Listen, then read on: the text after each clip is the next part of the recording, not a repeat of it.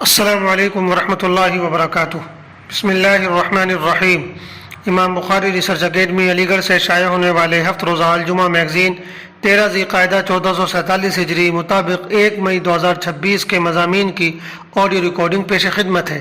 پہلا مضمون ہے عالمی یوم مزدور، تاریخ، اہمیت، مسائل اور حل، محمد خالد ضیاء صدیقی ندوی۔ یوم مزدور کا تاریخی پس منظر۔ 1 مئی کو عالمی یوم مزدور کے طور پر منایا جاتا ہے۔ اس دن کا تاریخی پس منظر یہ ہے کہ 19ویں صدی کے آخر میں صنعتی انقلاب کے بعد مزدوروں سے روزانہ 12 سے 16 گھنٹے کام لیا جاتا تھا۔ اس استحصال اور ظلم کے خلاف امریکہ کی مزدور تنظیموں نے 1 مئی 1886 کو حکومت سے یہ مطالبہ کیا کہ ان کے لیے روزانہ کام کے اوقات 8 گھنٹے متعین کر دیے جائیں۔ اسی ضمن میں مزدوروں کی طرف سے امریکہ کے شہر شکاگو میں ایک پرامن احتجاج کیا گیا، جس پر پولیس نے گولی چلا دی، جس سے کئی مزدور شہید اور بہت سے زخمی ہو گئے۔ شکاگو کے انہی مزدور شہداء کی قربانیوں کو خراج تحسین پیش کرنے کے لیے 1889 میں پیرس میں ہونے والی دوسری انٹرنیشنل کانگریس میں 1 مئی کو عالمی یوم مزدور کے طور پر منانے کا فیصلہ کیا گیا۔ گویا یہ دن دراصل استحصال کے خلاف ایک یادگار دن ہے، جب 1886 کو شکاگو کے مزدوروں نے اپنے حقوق کے لیے قربانی دی تھی، اور انہوں نے دنیا کو یہ باور کرایا تھا کہ مزدور بھی سارے انسانوں کی طرح ایک انسان ہی ہیں، ان کے ساتھ جانور یا مشین جیسا سلوک نہیں کیا جا سکتا۔ اسلامی اور سماجی نقطۂ نظر سے اس دن کی اہمیت غور کیا جائے تو معلوم ہوگا کہ دنیا کی تمام تر چمک دمک اور تعمیر و ترقی میں در حقیقت ان مزدوروں اور ملازموں کا ہاتھ ہوتا ہے جو تپتی دھوپ اور سخت حالات میں محنت کر کے حلال روزی کماتے ہیں۔ کسی بھی ادارے کی کامیابی میں اس کے نچلے درجے کے ملازمین کا وہی کردار ہوا کرتا ہے جو ایک عمارت میں بنیاد کی اینٹوں کا ہوتا ہے۔ اسلام نے ایک مزدور اور محنت کش کو جو مقام عطا کیا ہے وہ ہمیں کسی اور نظام حیات میں نہیں ملتا۔ اسلام میں ہاتھ سے کام کرنے اور محنت کرنے کو عیب نہیں بلکہ عزت سمجھا گیا ہے۔ دین اسلام ہمیں بتاتا ہے کہ اپنے ہاتھ سے کام کرنا انبیاء علیہ السلام کی سنت رہی ہے۔ خود نبی کریم صلی اللہ علیہ وسلم نے محنت کی کمائی کھائی ہے۔ آپ کا فرمان ہے، کسی شخص نے اس سے بہتر کھانا نہیں کھایا جو اس نے اپنے ہاتھ کی کمائی سے کھایا ہو۔ بخاری شریف حدیث نمبر 2072۔ مزدور کے حق اور اجرت کی ادائیگی کے بارے میں آپ علیہ السلام کا مشہور فرمان ہے کہ مزدور کو اس کی مزدوری اس کا پسینہ خشک ہونے سے پہلے ادا کر دو۔ سنن ابن ماجہ حدیث نمبر 2443۔ اسلام صرف اجرت کی بات نہیں کرتا بلکہ مالک اور مزدور کے درمیان بھائی چارے کا درس دیتا ہے۔ اسلام کی تعلیم یہ ہے کہ مزدور پر اس کی طاقت سے زیادہ بوجھ نہ ڈالا جائے۔ اگر کام زیادہ ہو تو مالک کو چاہیے کہ خود بھی اس کا ہاتھ بٹائے۔ بخاری حدیث نمبر 30۔ مگر افسوس کہ آج پھر مزدور طبقہ کئی سنگین مسائل کا شکار ہے جن کی وجہ سے معاشرتی توازن بگڑ رہا ہے۔ نمبر 1، بڑھتی ہوئی مہنگائی کے تناسب سے مزدور کی اجرت اتنی نہیں ہے کہ وہ باعزت زندگی گزار سکے۔ نمبر 2، بیماری، حادثے یا بڑھاپے کی صورت میں مزدور کے پاس کوئی مالی سہارا نہیں ہوتا۔ نمبر 3، وسائل کی کمی کی وجہ سے مزدور کے بچے معیاری تعلیم سے محروم رہ جاتے ہیں۔ نمبر 4، کئی جگہوں پر مزدوروں سے ان کی ہمت اور طاقت سے زیادہ کام لیا جاتا ہے اور حفاظتی اقدامات کی کمی کی وجہ سے ان کی زندگی خطرے میں رہتی ہے۔ اس لیے حکومت اور دیگر نجی اداروں کو چاہیے کہ مزدوروں کی اجرت موجودہ مہنگائی کو سامنے رکھ کر متعین کریں، ان کے بچوں کے لیے وظائف اور ان کے خاندان کے لیے مفت طبی سہولیات کو یقینی بنائیں۔ مزدور کو صرف ملازم نہیں بلکہ اپنا ساتھی سمجھیں۔ موجودہ دور کے تقاضوں کے مطابق مزدوروں کو نئی ٹیکنالوجی اور ہنر سکھائیں تاکہ ان کے کام کرنے کی صلاحیت اور آمدنی میں اضافہ ہو۔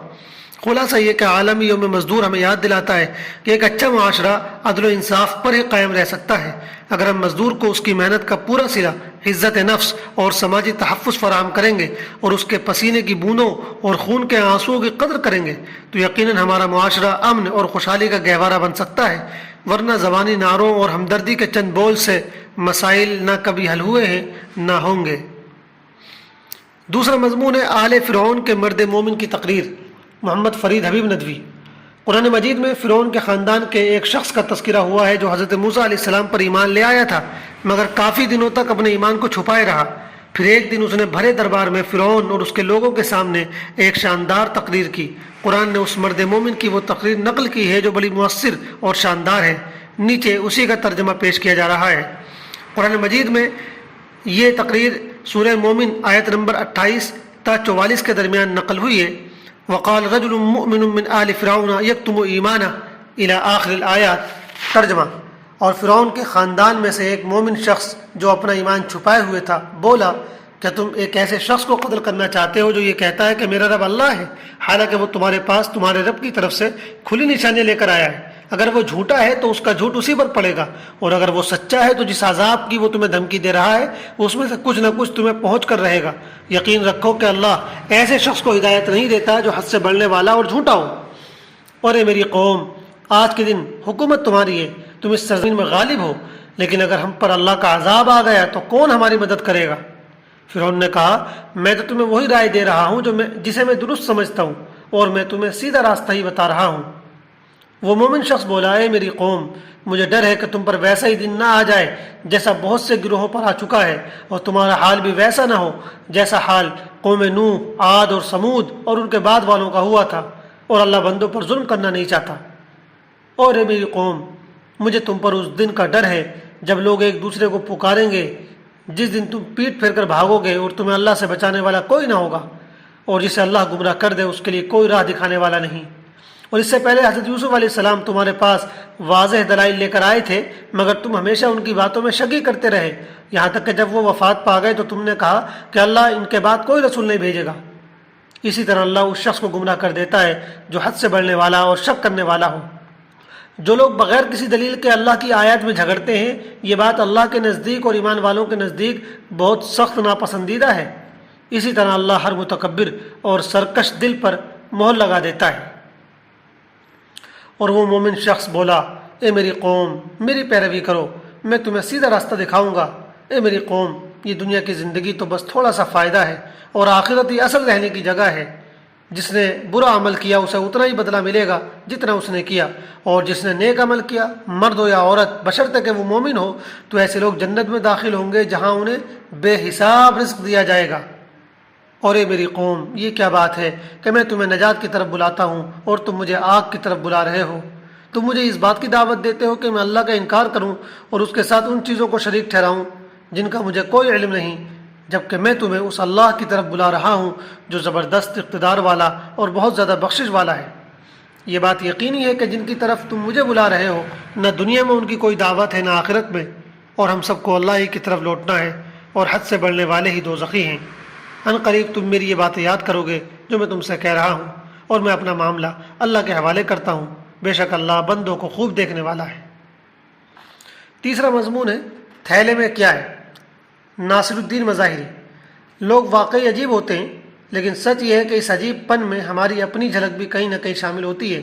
ہماری گلیوں، چوراہوں اور بیٹھکوں میں ایک خاص قسم کی سماجی عادت پروان چڑھ چکی ہے، بلا ضرورت سوال کرنا۔ کوئی شخص ہاتھ میں تھیلا لے کر گزرے تو فوراً سوال داغا جائے گا، کیا لا رہے ہو، کہاں سے آ رہے ہو؟ گویا ہر راہگیر ایک چلتا پھرتا اشتہار ہو جس کی تفصیل جاننا ہمارا پیدائشی حق ہے۔ بظاہر یہ سوال معمولی لگتے ہیں، مگر حقیقت میں یہ نجی حدود، پرائیویسی کی باریک دیواروں پر ہلکی ہلکی چوٹیں ہوتی ہیں، اور بار بار کی یہ چوٹیں انسان کو ذہنی طور پر تھکا دیتی ہیں۔ پھر ایک طبقہ وہ ہے جو خبر رسانی کو عبادت سمجھتا ہے، ہم نے آپ کو فلاں دن فلاں کے ساتھ دیکھا تھا، خیریت تو ہے؟ یہ جملہ بظاہر خیرخواہی کا لبادہ اوڑے ہوئے ہوتا ہے، مگر اس کے اندر ایک چھپا ہوا تجسس ہوتا ہے، نہ کہ حقیقی ہمدردی۔ اسی طرح کچھ حضرات بعد از اطلاع مددگار ہوتے ہیں، او ہو پہلے کیوں نہیں بتایا، ہم تو یہ کام فوراً کر دیتے۔ یہ وہ مدد ہے جو ہمیشہ بعد میں آتی ہے، اور اس کی قیمت صرف ایک جملہ ہوتی ہے، عمل نہیں۔ اور ایک دلچسپ کردار وہ بھی ہے جو ہر بات میں مشیر اعلیٰ بن جاتا ہے۔ آپ نے بس اتنا کہا، اگر دیوبند جانا ہو تو بتا دیجئے گا۔ اب وہ صاحب آپ سے وجہ پوچھیں گے، پھر پوری تقریر کریں گے، حالات زمانہ کا تجزیہ ہوگا، سفر کے فوائد و نقصانات پر روشنی ڈالی جائے گی، کچھ دیوبند کے تاجروں کی غیبتیں ہوں گی، پھر دہلی کے تاجروں سے موازنہ ہوگا، اور آخر میں فرمائیں گے ویسے میں تو کل ہی ہو آیا ہوں، اب جانے کا ارادہ نہیں ہے۔ یہ سب رویے بظاہر ہلکے پھلکے ہیں، مگر مجموعی طور پر ایک ایسا ماحول بناتے ہیں جہاں انسان آزادی سے جینا مشکل محسوس کرتا ہے۔ ہر قدم پر سوال، ہر حرکت پر تبصرہ، ہر خاموشی پر شک، یہ سب مل کر معاشرتی فضا کو بوجھل اور مقدر بنا دیتے ہیں۔ اصلاح کی ضرورت کہاں ہے؟ اصل مسئلہ سوال کرنے میں نہیں بلکہ بیجا سوال کرنے میں ہے۔ اسلامی اور اخلاقی تعلیمات ہمیں یہ سکھاتی ہیں کہ ہر بات جاننی ضروری نہیں ہوتی، ہر سوال کرنا مناسب نہیں ہوتا، اور ہر شخص کی ایک نجی زندگی ہوتی ہے جس کا احترام لازم ہے۔ قرآن کا اصول بڑا واضح ہے، لا تسألوا عن اشیاء ان تبد لکم تسؤکم، ایسی باتوں کے بارے میں سوال نہ کرو جو ظاہر ہو جائیں تو تمہیں ناگوار گزریں۔ یہ آیت صرف بڑے معاملات کے لیے نہیں بلکہ روزمرہ کی زندگی کے آداب بھی سکھاتی ہے۔ ہمیں کیا کرنا چاہیے؟ اگر ہم واقعی ایک مہذب اور پرسکون معاشرہ چاہتے ہیں تو چند باتیں اپنانی ہوں گی۔ ضرورت کے بغیر سوال نہ کریں، کسی کی نجی زندگی میں جھانکنے سے گریز کریں۔ اگر واقعی خیر خواہی مطلوب ہو تو عملی مدد کریں، زبانی نہیں۔ دوسروں کو وہی آزادی دیں جو ہم اپنے لیے چاہتے ہیں، اور سب سے بڑھ کر یہ کہ ہم اپنی زبان کو قابو میں رکھنا سیکھیں، کیونکہ اکثر فتنے ہاتھوں سے نہیں زبان سے جنم لیتے ہیں۔ اگر ہم دوسروں کے راستے آسان نہیں بنا سکتے تو کم از کم انہیں مشکل بھی نہ بنائیں۔ یہی چھوٹی سی اصلاح ایک بڑے معاشرتی سکون کا سبب بن سکتی ہے۔ چوتھا اور آخری مضمون ہے مسائل۔ مکہ و مدینہ میں موت اور دفن کی دعا کرنا۔ سوال: مکہ و مدینہ میں موت کی دعا مانگنا کیسا ہے؟ حالانکہ ویسے موت مانگنا درست نہیں۔ جواب: مکہ مکرمہ اور مدینہ منورہ کے بڑے فضائل ہیں۔ وہاں رہنا اور وہاں موت کا آ جانا بلا شبہ ایک مسلمان کے لیے باعث سعادت ہے۔ جسے ایمان کی حالت میں وہاں موت آ جائے اس کے لیے عذاب سے حفاظت کا وعدہ ہے، اس لیے وہاں موت کی اور دفن ہونے کی تمنا جائز و درست بلکہ پسندیدہ ہے۔ والسلام علیکم ورحمۃ اللہ وبرکاتہ۔